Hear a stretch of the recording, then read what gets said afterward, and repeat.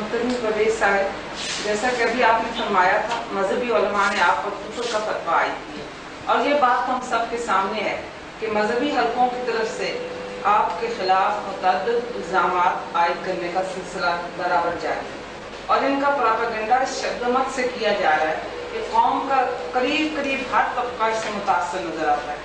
یہ منکر سنت ہے، یہ منکر حدیث ہے، یہ 3 نمازیں اور 9 روزوں کا قائل ہے، نئی قسم کی نماز پڑھتا ہے اور اسی کی تلقین کرتا ہے وغیرہ وغیرہ۔ تو میں یہ پوچھنا چاہوں گی کہ اس جھوٹے پروپیگنڈے کے ازالے کے لیے آپ کے پاس کیا ذرائع ہے؟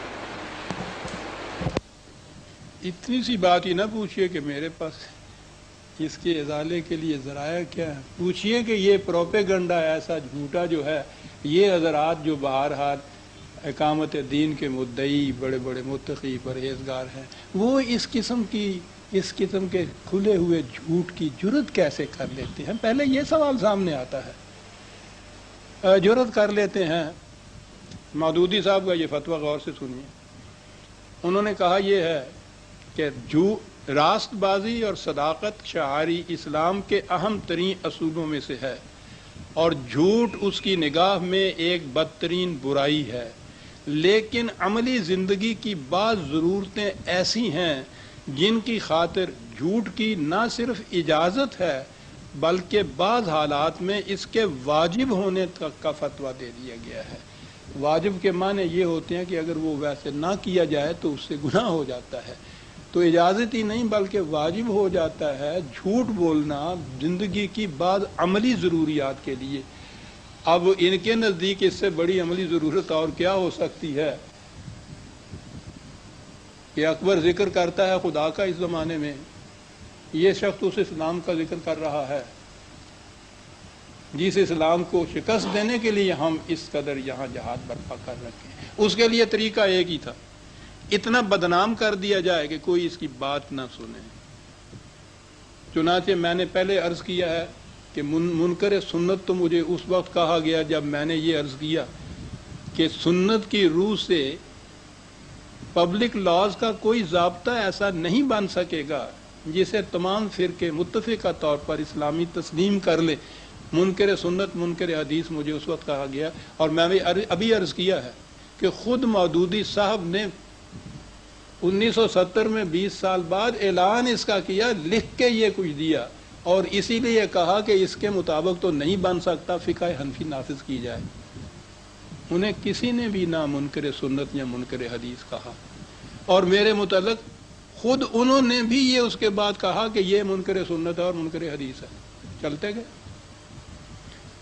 یہ حدیث کے متعلق اب یہ چیز میں سمجھتا ہوں بڑی گراں گزرتی ہے کہ میں یہ بھی صفائی پیش کروں کہ میں نبی اکرم صلی اللہ علیہ وسلم کی ذات گرامی کو کیا سمجھتا ہوں۔ میری کتاب معراج انسانیت ہے، اپنے منہ سے نہیں میں کہہ رہا، جنہوں نے پڑھا ہے وہ کہہ رہے ہیں کہ سیرت نبی اکرم صلی اللہ علیہ وسلم کے اوپر اس قدر پاکیزہ اور شفاف کتاب دوسری نہیں ملتی۔ اس میں سینکڑوں حدیثیں میں نے نقل کی ہوئی ہیں۔ انداز یہ ہے کہ اوپر قرآن کی آیت لکھتا ہوں اور اس کے مطابق جو حضور کی سیرت میں حدیثیں ملتی ہیں ساری اس کے اندر میں لکھتا ہوں۔ شاہکار رسالت میری دوسری کتاب ہے، حضرت عمر فاروق رضی اللہ تعالیٰ عنہ کے عہد ہمایوں کا پورا نقشہ اس میں دیا گیا ہے، اس میں متعدد احادیث نقل کی ہوئی ہیں، سب یہ ساری ان لوگوں کے سامنے ہیں، جانتے ہیں ان چیزوں کو۔ 3 نمازیں، 9 روزے۔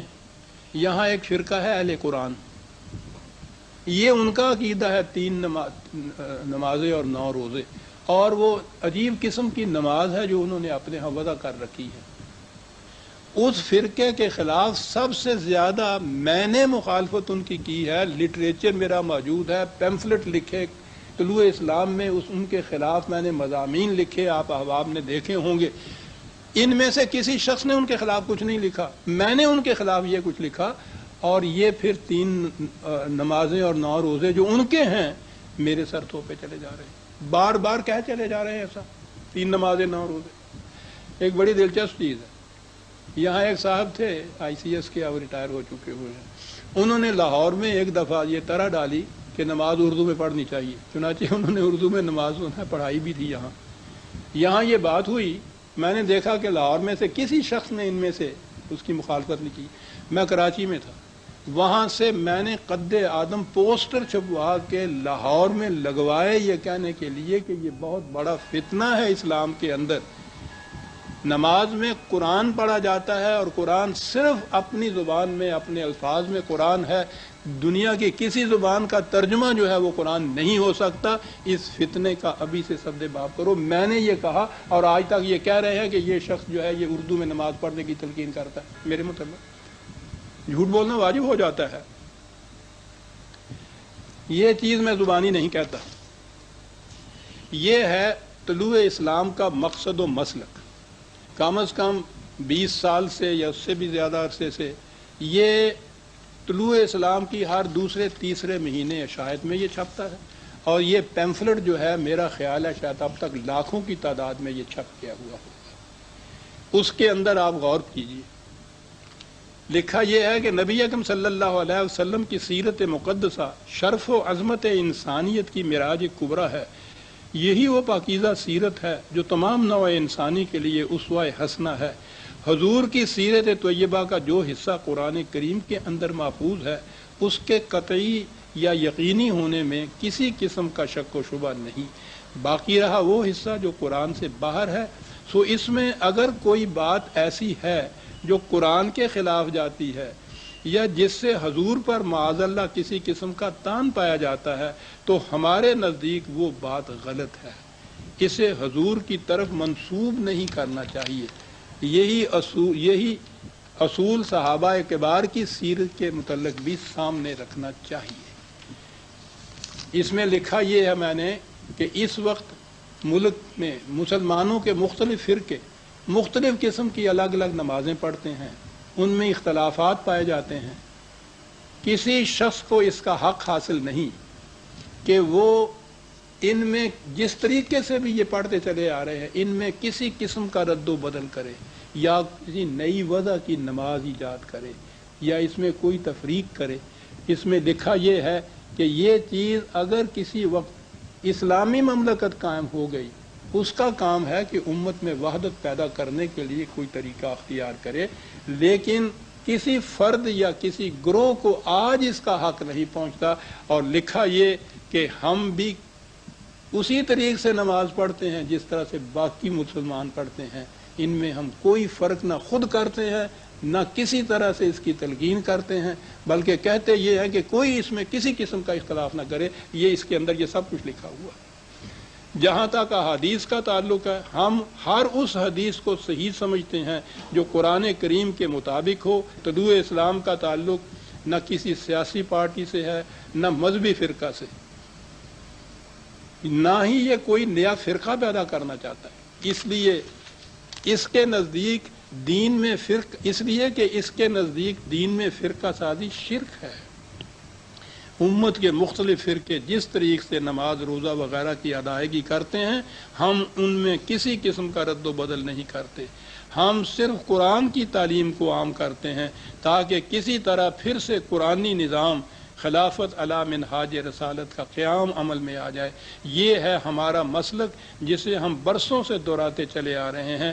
اس کے خلاف جو کچھ ہماری طرف منسوب کیا جاتا ہے وہ مخالفین کا پروپیگنڈا ہے. اب رہا اس پروپیگنڈے کی مشینری. جتنی مشینری ان حضرات کے پاس منظم ہے پروپیگنڈے کی, دنیا کی کسی بڑے سے بڑے مملکت کے پاس بھی نہیں ہے. ہر شہر کے ہر گلی, ہر محلے میں, ہر گاؤں میں, ہر کوچے میں مسجد موجود ہے. مسجد میں لوگ جاتے ہیں نماز کے لیے. وہ ان کے ہاں کا ایک ریڈیو اسٹیشن ہے, وہاں 5 وقت لوگ جمع ہوتے ہیں. ہفتے میں ایک دفعہ ایک اجتماع ہوتا ہے. وہاں سے کوئی آواز کسی کے خلاف جو اٹھے, سارے ملک کی مساجد میں سے وہ آواز بیک وقت اٹھ جاتی ہے سر, اور وہاں سے پھر وہ نمازی لے کے باہر آتے ہیں. حکم یہ ہے کہ جب امام خطبے میں کچھ کہہ رہا ہو تو نمازی کچھ نہیں کہہ سکتے. جب وہ ختم کرتا ہے اس کے بعد وہ اللہ اکبر کہہ کے نماز کے لیے کھڑا ہو جاتا ہے. نماز کے بعد چلے آتے ہیں اور پھر باہر بات چلتی ہے کہ صاحب دیکھا سنا آپ نے, مولوی صاحب نے آج فرمایا وہ پرویز جو ہے وہ کیا کہہ رہا ہے, وہ کیا کہتا ہے. بھائی تم نے کہیں یہ پڑھا, اس سے ملا, اس سے پوچھا, تمہیں کیسے معلوم ہے؟ کہنے کہ ساری دنیا کہتی ہے، یہ سند ہے، ساری دنیا کہتی ہے، کسی نے نہیں نہ پڑھا ہوتا ہے، نہ مجھ سے پوچھا ہوتا ہے، نہ کبھی خط لکھا ہوتا ہے، ساری دنیا کہتی۔ بات کیا ہے یہ ساری؟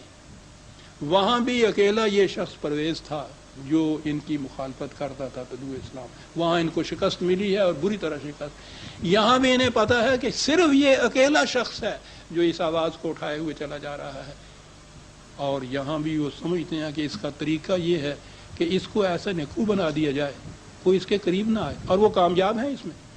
اچھے اچھے پڑھے لکھے ہوئے لوگ جو ہیں ان کی بھی یہ کیفیت ہے کہ صاحب وہ پرویز صاحب 3 نمازوں والے، اچھا وہ پرویز صاحب 3 نمازوں والے، بھائی تمہیں اس کا کیسے پتہ؟ کہنے کا ساری دنیا کہتی۔ وہ کچھ خائف بھی ہیں حقیقت میں، اور واقعی اس قسم کا پروپیگنڈا جو ہے بکھلا دیتا ہے آدمی کو۔ یہ تو معلوم نہیں کہ کس مٹی کا بنا ہوا میں ہوں کہ اس کے باوجود اس زمانے سن 38 سے لے کے اس وقت تک ان نشتروں کو، ان تیروں کو جھیلتا چلا جاتا ہوں۔ اور عزیزان من باقی رہے عذرائے، انقلاب بھی ہمیشہ تنہا ہوتا ہے، یاد رکھیے۔ جب پہلی آواز اٹھاتا ہے سیکنڈ کرنے والا بھی کوئی نہیں ہوتا، اس کے بعد بھی اس کی ہاں میں ہاں ملانے والا اور باہر کھڑے بندوں ملانے والا وہ بڑے دل گردہ کا مالک ہوتا ہے جو چاہتا ہے۔ بہت کم لوگ ایسے ملتے ہیں جو اس کے ساتھ ملیں۔ میرے ذرائع کیا ہو سکتے ہیں؟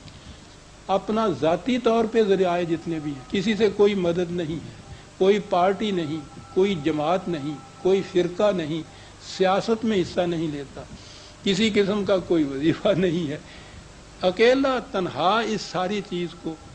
ذرائع میرے ہاں کہ آپ کو معلوم ہے طلوع اسلام میگزین ماہوار، اس کے پیمفلٹس جو ہم ہزاروں کی تعداد میں، لاکھوں کی تعداد میں شائع کرتے ہیں، میرا ہفتہ وار درس، اس کے ٹیپس جو ریکارڈ ہوتے ہیں، وہ اللہ کا شکر ہے پاکستان کے ہر بڑے شہر میں اور اب باہر انگلینڈ اور امریکہ تک میں ٹیپس کے ذریعے سے قرآن کی آواز جو ہے وہ باہر جا رہی ہے۔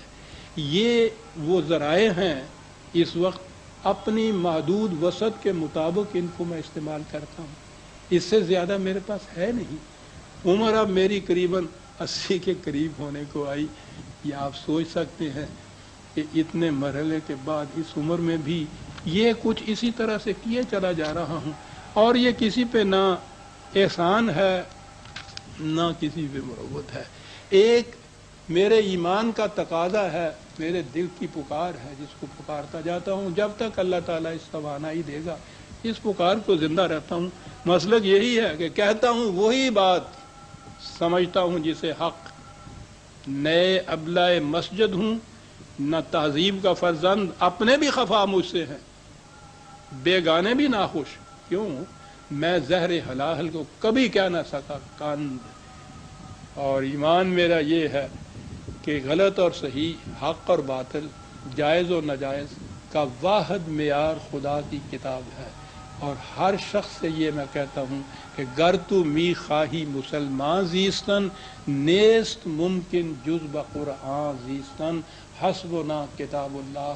یہ حضرت عمر رضی اللہ تعالیٰ عنہ کے اعلان میں دہرائے چلا جا رہا ہوں، اور اس لیے کہ قرآن اس کے متعلق کہتا ہے کہ یہی کتاب کافی ہے تمہارے لیے صاحب۔ یہ ہے میری آواز، میری بیٹی، یہ ہے میرے خلاف پروپیگنڈا، اور یہ میرے پاس محدود سے ذرائع ہیں جن کو میں استعمال کر رہا ہوں۔ جتنے احباب اس کو اچھا سمجھیں اور ان میں یہ جرت ہو کہ وہ باہر جا کے بھی کہیں، وہ اس پکار کو آگے پہنچاتے ہیں، نہ کہیں، مجھے کسی پہ گلہ نہیں، کوئی شکوہ نہیں۔ جس کے دل کی پکار ہے وہ زبان پہ لائے، یہ جس کے دل کی پکار نہیں ہے میں اس کی زبان سے بھی یہ نہیں سننا چاہتا، اس میں منافقت کا سوال ہی نہیں ہے صاحب۔ یہ ہے عزیزہ میرا مسلک، یہ ہے کہ میرے خلاف پروپیگنڈا کیوں ہو رہا ہے صاحب۔ انہیں معلوم ہے کہ کہیں اور سے یہ آواز نہیں نکلے گی۔